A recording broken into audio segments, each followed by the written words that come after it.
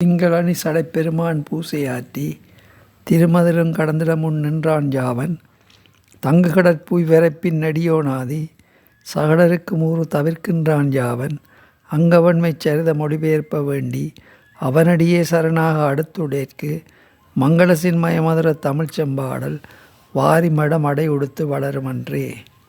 முகுந்தையின் காதலேக்கமும் கிரிச்சமதரின் பிறப்பும். சனகர் முதலிய முனிவர்களே, மேலே கதையை கேளுங்கள். முன்பொரு சமயம் ருக்குமாங்கதனின் கட்டளையில் கவிமகா முனிவரின் பத்னியான முகுந்த மயங்கி அவனுடன் இன்பம் அனுபவிக்க துடிதுடித்தும் அதற்கு அவன் இணங்காமற் போகவே அவனுக்கு தொடுநோய் உண்டாகும்படி சபித்தான் அல்லவா.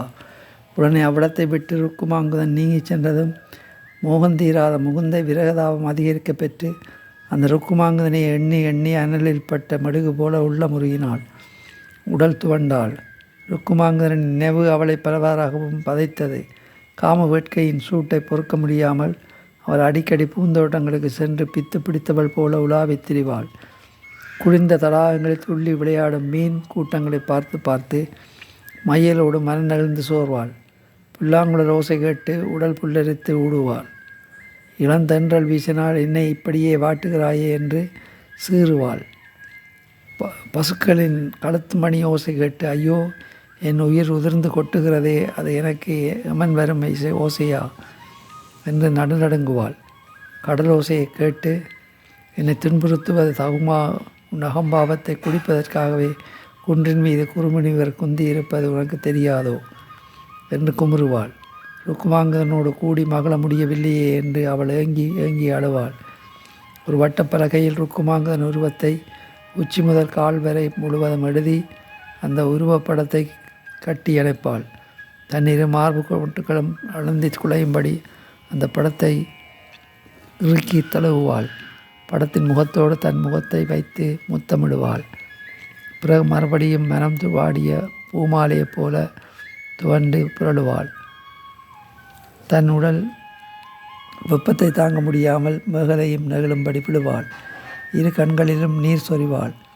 இவ்வாறு முகுந்தை தன்னால் வாய்விட்டு சொல்லவும் முடியாத பெருமேக்க துயருக்கு ஆளாகி அந்த ருக்குமாங்கதனை கட்டி தழுவி ஆனந்தம் அனுபவித்தால் அன்றி தன் உயிர் பிழைக்காது என்று நிலையையும் அடைந்து தரையில் தரை சாய்த்து சோர்ந்து ஓடி தன் வசம் இழந்து கிடந்தாள்.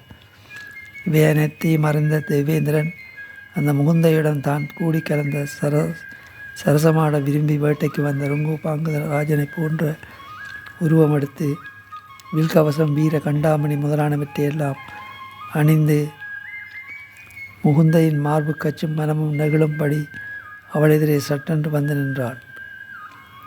அவனை பார்த்தவுடனே முகுந்தை முகமளந்து உள்ளம் பூரிக்க ஆனந்த பரவசமடைந்தாள். முதலில் மறுத்து சென்ற ருக்குமாங்கதனே மீண்டும் தன்னிடம் விரும்பி வந்திருக்கிறான் என்று நினைத்து விருட்டென்று எழுந்தாள். உடனே மாயவேடம் பூண்ட தேவேந்திரன் பெரிதும் குதூகலப்பட்டு வாஞ்சியோடு இதமான வார்த்தைகளை எல்லாம் பேசி சட்டென்று அவளை கட்டித்தலை அணைத்து கொண்டான்.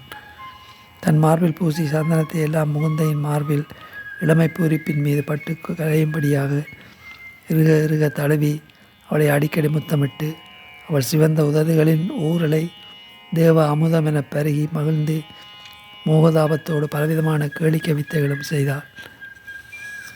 முகுந்தையும் தன் அறிவு மயங்கி தன் நினைவும் ஒடுங்கி அவளது பரந்த மார்பில் தன் தனங்களின் கவடுகள் அழுந்தும்படி காதல் வேகத்தோடு இறுக கட்டி அணைத்து அளவில்லாத ஆனந்த பரவசம் கொண்டு எனக்கு இவ்வளவு சுகமூட்டும் நோக்கு என்ன பிரதியுபகாரம் செய்வேன் என்று ஓயாமல் சொல்லி சொல்லி அவனை பலவிதமாகவும் புகழ்ந்து மோகக்கடலை நீந்தி கரையேற முடியாதவளாய் தத்தளித்து பலவிதமான சரச சல்லாபங்களும் புரிந்து கொண்டாள்.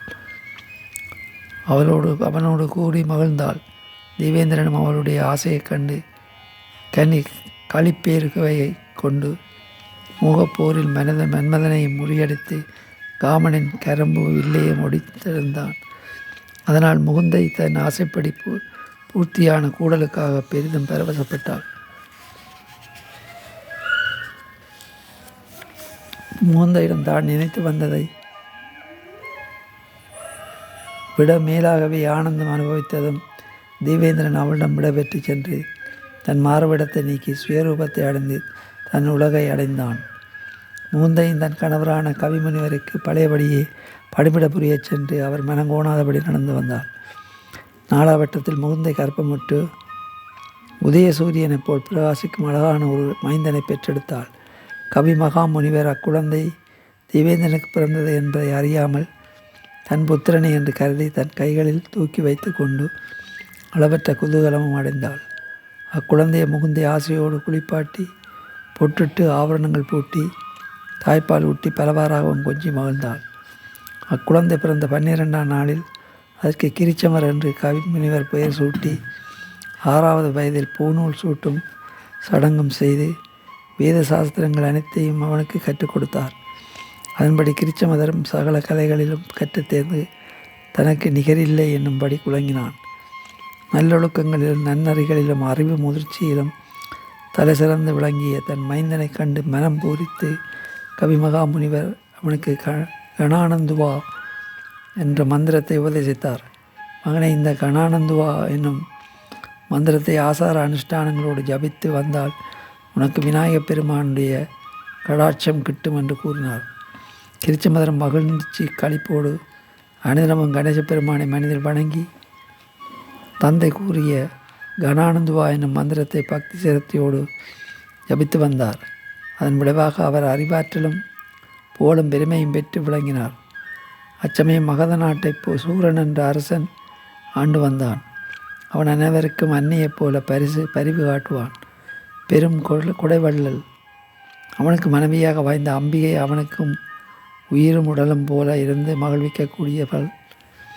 அவ்விருவரும் மதிநுட்பம் வாய்ந்த மந்திரி பிராணிகளோடு நாட்டை சீரும் சிறப்புமாக அரசாட்சி செய்து வந்தார்கள். ஒருமுறை அந்த அரசனுடைய தந்தைக்கு சிராத்த தினம் வந்தது. அதை முன்னிட்டு வசிஷ்டர், அத்ரி போன்ற முனி சிரோஷ்மணிகள் அரசன் வரவழைத்தான். அம்முனிவர்களோடு கிரிச்சமத முனிவரும் உடன் சென்றார். அம்முனிவர் குழுவிலே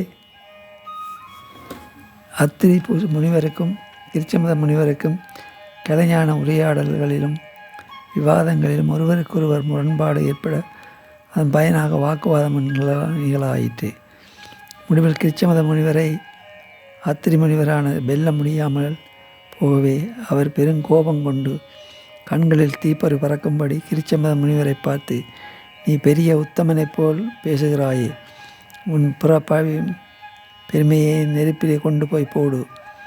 என்னோடு வாதாட வந்த நீ ஒரு முனிபுத்திரனா? இல்லவே இல்லை. நீ கவி மகாமுனிவருக்கு பிறந்த மகன் அல்ல. நீ ருக்குமாங்கத ராஜனுக்கு பிறந்த கதை ஒருவருக்கும் தெரியாதா? இனி நீ சபையில் முனிபுத்திரர்களுக்கு சமமாக இருப்பதே சரியல்ல. எங்களோடு சேர்ந்து உங்களுக்கு மரியாதை உபசாரங்கள் கொடுக்கக்கூடாது. இந்த கணமே நீ இந்த இடத்திலிருந்து எழுந்து வெளியே போய்விடு என்று கோபாவேசத்தோடு கையை சுட்டி காட்டி ஏளனமாக கூறினார். அதை கேட்டதும் கிரிச்சமத முனிவர் அளவற்ற கோபமடைந்தவராக இருட்டென எழுந்து விழிகள் நெருப்பென சிவக்க உதடுகள் துடிதுடிக்க புருவத்தை தரித்து அங்குள்ளோரை எல்லாம் எரித்து விடுவது போல விழித்து பார்த்தார். முனிவர்களே, வசிஷ்டர் முதலான முனிவர்கள் கூடியிருக்கும் இச்சபையின் என்னோடு சரியாக வாதமிட்டு வெல்லுவதற்கு சக்தியற்ற காரணத்தினால் என்னை ருக்குமாங்கத ராஜனின் பிள்ளை என்று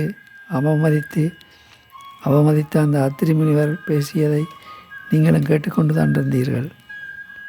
நான் உண்மையில் தபசீலரான கவி மகாமுனிவருடைய புத்திரன் என்றால் இச்சபையிலே குடும்பியிருக்கின்ற உங்களை எல்லாம் கண் இமைக்கும் நேரத்திற்குள் சாம்பலாக்கி தேவர்களும் போற்றும்படியான சீர்த்தியை அடைந்திருப்பேன் என்று முழங்கிவிட்டு அங்கிருந்து விருட்டின வெளியேறி அதிவேகமாக தன் தாயாரின் இல்லத்துக்கு வந்து தாங்க முடியாத சீற்றத்தோடு தன் அன்னையை கூவி அழைத்து, அம்மா, என் முன்னால் வா என்று, என் தந்தை யார், நடந்த விஷயத்தை உள்ளபடியே என்னிடம் சொல்லிவிடு என்று குமுறினார். அதை கேட்டது முகுந்தை உள்ளம் பதபதித்து உடலெல்லாம் நடுநடுங்கி, என் செல்வமே, நடந்த உண்மை அனைத்தையும் நான் உன்னிடம் இப்போது கூறுகிறேன். ஆத்திரப்படாமல் கேள் என்று சொல்லிவிட்டு முன்பொரு சமயம் தாகத்திற்கு தண்ணீர் கேட்டு வந்த ருக்குமாங்குத ராஜனை தான் சந்தித்து மோகம் கொண்டதிலிருந்து இடையில் நடந்த விஷயங்கள் அனைத்தையும் கூறி முடித்தாள்.